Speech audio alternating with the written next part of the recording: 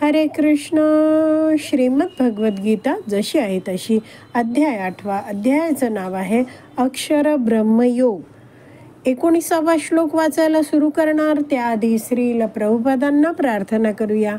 हे श्रील प्रभुपाद, आम्ही भगवद्गीता हा ग्रंथ वाचून समजून घेण्याचा प्रयत्न करीत आहोत. त्यासाठी आम्हाला आशीर्वाद द्या. धन्यवाद प्रभुपाद. श्लोक क्रमांक 19. तर ब्रह्माजींच्या जीवनाबद्दल भगवान श्रीकृष्ण अर्जुनाला 17व्या श्लोकापासून सांगत आहेत. ते आता 19व्या श्लोकात ती माहिती पूर्ण करत आहेत. हा श्लोक वाचूया आपण.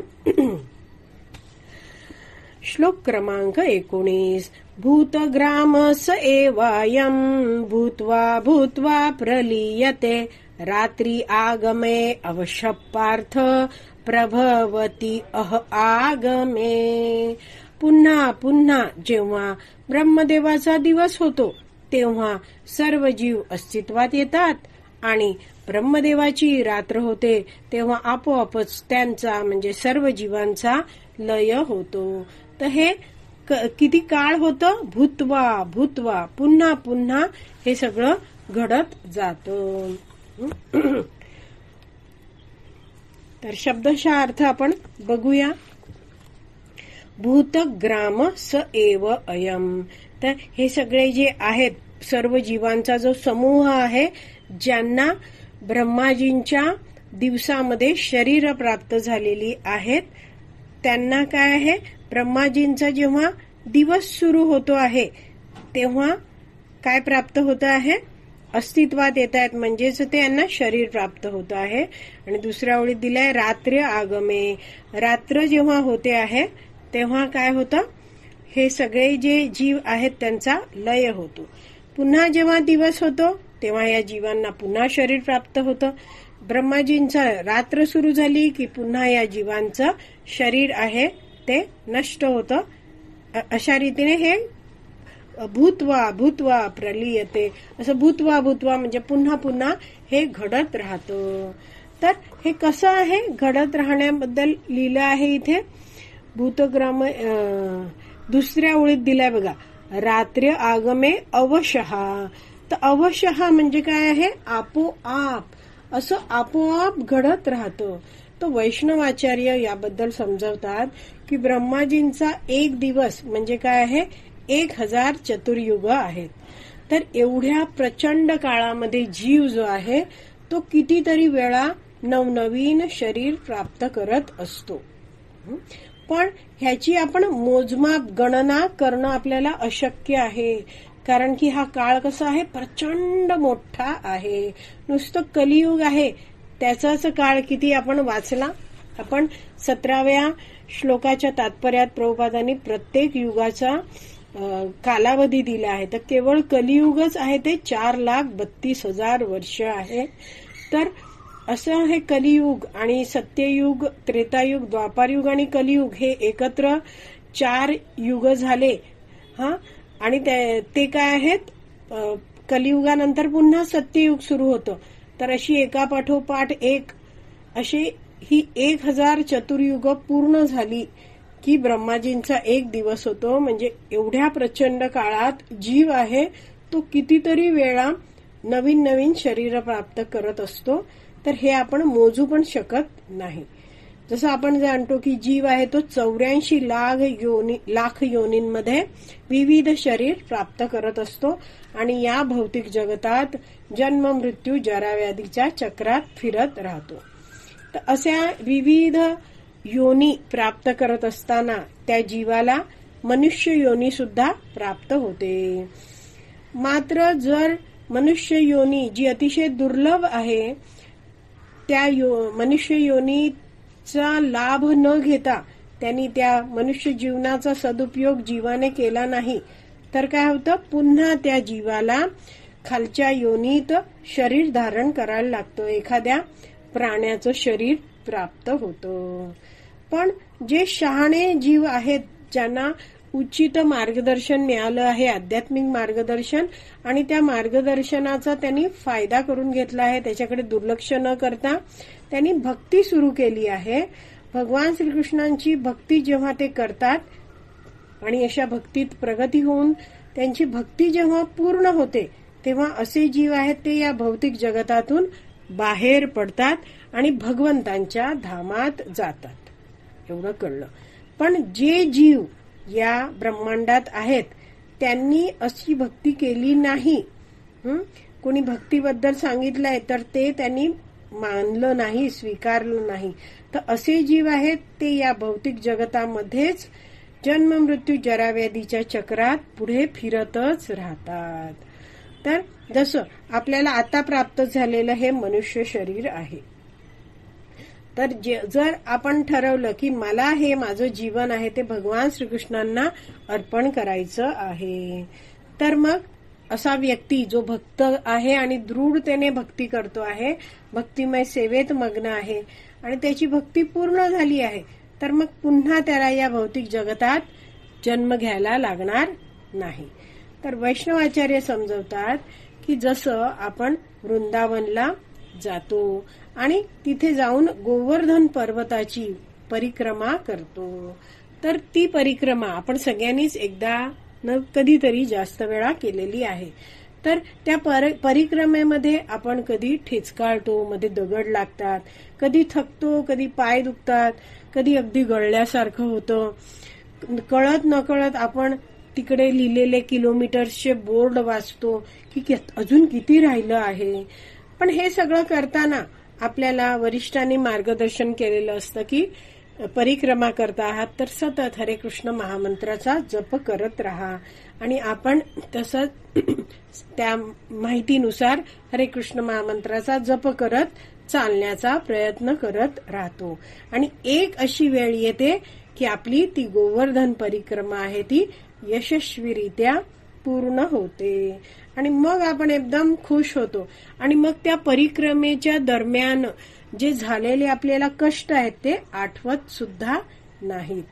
तर असे हे जे भक्त आहेत ते भक्तीमध्ये काहीही अडचण आली तरी ते प्रयत्नशील राहतात, भगवंतांची सेवा करतच राहतात, कारण त्यांच्या जीवनाचं ध्येय त्यांनी काय ठेवलेलं आहे, मला याच जीवनात भगवान श्रीकृष्णांचं प्रेम प्राप्त करायचं आहे.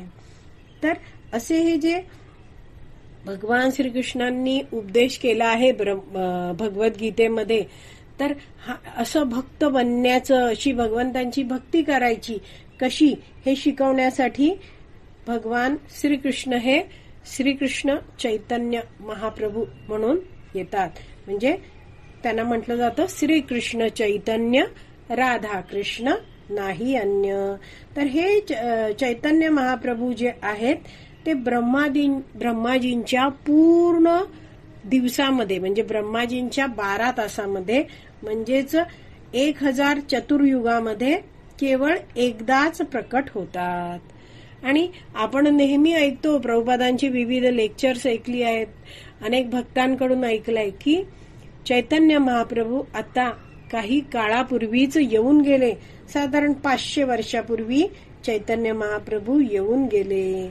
म्हणजे आपलं किती भाग्य आहे की 1000 चतुर्युग गेली, त्या 1000 चतुर्युगामध्ये केवळ एकदाच चैतन्य महाप्रभू येत आहेत आणि आपण सगळे आता भक्ती करत आहोत. आपण चैतन्य महाप्रभू एकदाच प्रकट होतात आणि त्याच काळात आपण सुद्धा केवळ 500 वर्षानंतर आपण या मनुष्य देहात आहोत.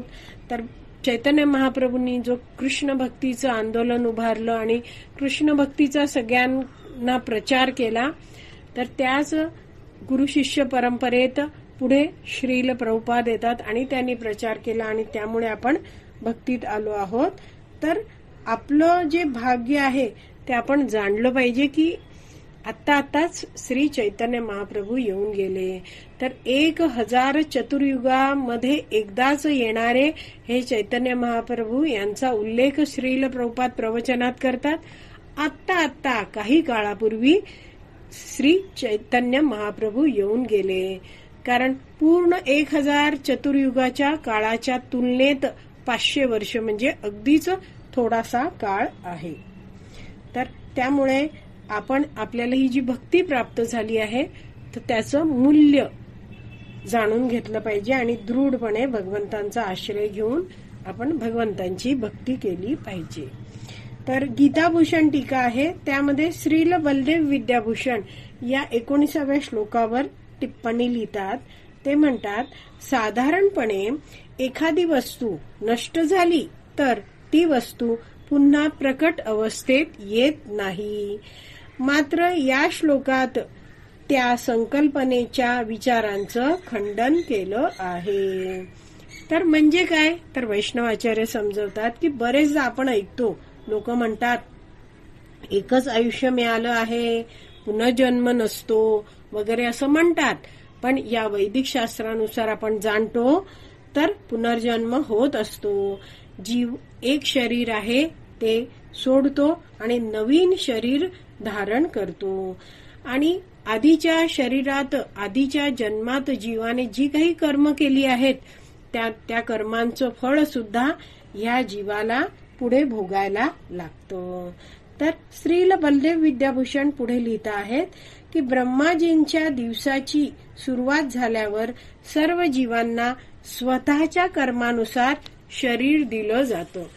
तर जे जीव आहेत त्यांनी आदल्या जन्मी जी काही कर्म केली, जी काही इच्छा केली, त्यानुसार त्यांना पुढचं नवीन शरीर दिलं जातं ब्रह्माजींच्या द्वारे.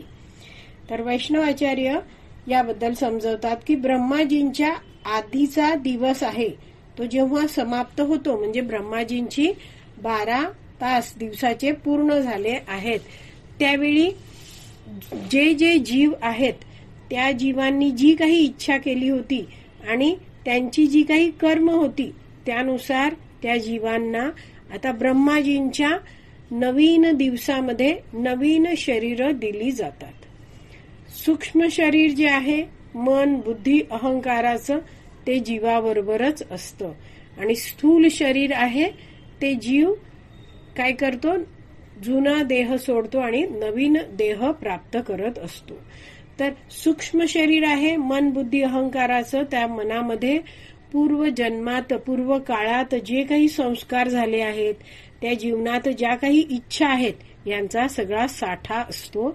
आणि जीव जेव्हा स्थूल शरीर सोडतो आणि पुढचा प्रवास करायला लागतो तेव्हा त्याच्याबरोबर मन, बुद्धी, अहंकार येतो आणि पूर्व काळात जे संस्कार, इच्छा असतात ते सुद्धा बरोबर घेऊन हा जीव आहे तो नवीन शरीर धारण करत असतो. तर आपण जेव्हा, म्हणजे एक वैष्णवाचार्यांनी अतिशय सुरेखरित्या याबद्दल सांगितलं की प्रत्येक जण आहे तो स्वतःबरोबर पूर्व संस्कार घेऊन येत असतो. आणि म्हणून आपल्या सोबत आपण भक्ती करणारे भक्त बघतो किंवा नवीन कोणी भक्त येत आहेत, नवीन लोक भक्त बनण्याचा प्रयत्न करत आहेत, त्यांना प्रचार करताना आपण जाणलं पाहिजे की प्रत्येक व्यक्ती हा वेगवेगळा वागतोय, कारण प्रत्येकाचे पूर्व संस्कार वेगवेगळे आहेत आणि त्यामुळे प्रत्येकात कोणते ना कोणते तरी दोष असतातच.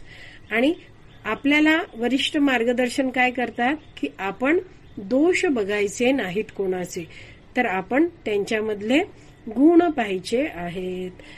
आपण जाणलं पाहिजे की ठीक आहे, हा भक्तीसाठी प्रयत्न करतो आहे, भक्ती करण्याचा, विविध सेवा करण्याचा, त्याच्यात हे दोष आहेत, मात्र भक्ती करण्याचा प्रयत्न तर करतो आहे, हा त्याच्यातला मोठा गुण आहे.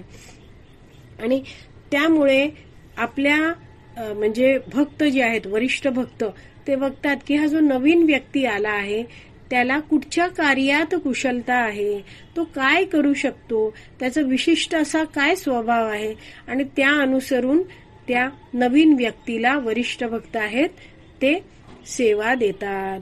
जसा एखादा आहे तो स्वयंपाकात हुशार आहे किंवा एखादा आहे तो सगळी स्वच्छता ठेवण्यात अतिशय कुशल आहे, तर मग त्या स्किल्स ज्या आहेत, ज्या कला गुण आहेत, त्यांना भगवंतांच्या सेवेत लावण्यासाठी या वरिष्ठ भक्तांद्वारे मार्गदर्शन केलं जातं. तर म्हणून वैष्णवाचार्य म्हणतात की आपल्यामध्ये जे काही कलागुण आहेत ते आपण भगवंतांच्या सेवेत लावण्याचा प्रयत्न केला पाहिजे. श्रील बलदेव विद्याभूषण या श्लोकाबद्दल शेवटी लिहितात की बुद्धिवान व्यक्ती जाणतो की या भौतिक जगतामध्ये जन्म मृत्यूचा प्रभाव सतत होणारच आहे. मात्र मला या भौतिक जगताशी आसक्त व्हायचं नाहीये. तो बुद्धिवान व्यक्ती आहे, तो या भौतिक जगताप्रती विरक्त म्हणजेच निरासक्त होत जातो आणि भौतिक जगतातून बाहेर पडण्यासाठी तो स्वतः भगवान श्रीकृष्णांची भक्तिमय सेवा दृढपणे करतो आणि इतरांनाही भगवंतांची दृढपणे सेवा करायला शिकवतो. तर आपले जी श्रील बलदेव विद्याभूषण यांनी लिहिलेली जी या श्लोकावरची गीताभूषण टीका आहे ती वाचून पूर्ण झाली आहे. आज इथेच विराम देऊया. श्रीमद भगवत गीता की जय. श्रील प्रभुपाद की जय. हरी बोल.